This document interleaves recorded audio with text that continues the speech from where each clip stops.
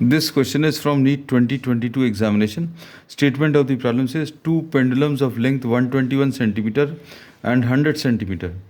अब इसमें दो pendulums दिए. Length of the longer pendulum is 121 and length of the shorter pendulum is 100 centimeter. At some instant, the two are at their mean position in the same phase. The minimum number of vibrations of the shorter pendulum after which the two are again in the same phase at the mean position. अब हम लोगों को इसमें ये देखना, suppose the n oscillations of the longer pendulum coincide with n plus 1 oscillations of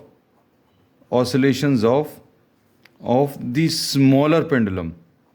अगर ऐसा कुछ होगा then they will be in the same phase again at the mean position. अब n oscillations में लगने वाला समय n into TL लिख सकते हैं और n plus 1 oscillations में लगने वाला समय for the smaller pendulum will be n plus 1 into TS.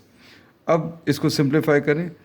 इसका formula 2 pi under root of LL upon G is equal to n plus 1 into 2 pi under root of LS upon G. अब इसमें 2 pi और 2 pi cancel होगा, G और G cancel होगा. n under root of LL length of the longer pendulum is 1.21 is equal to n plus 1. Length of the shorter pendulum is 100 which is 1 meter. इसको 1 meter लिख सकते हैं.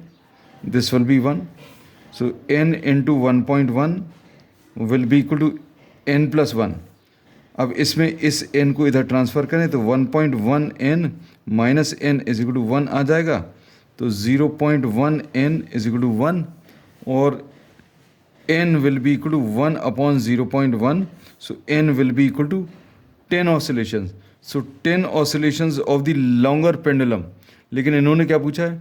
The number of vibrations of the shorter pendulum. तो shorter pendulum के n plus 1 oscillations. तो n plus 1 यानी 10 plus 1 11 oscillations are required for the smaller one. And this is given in the fourth option.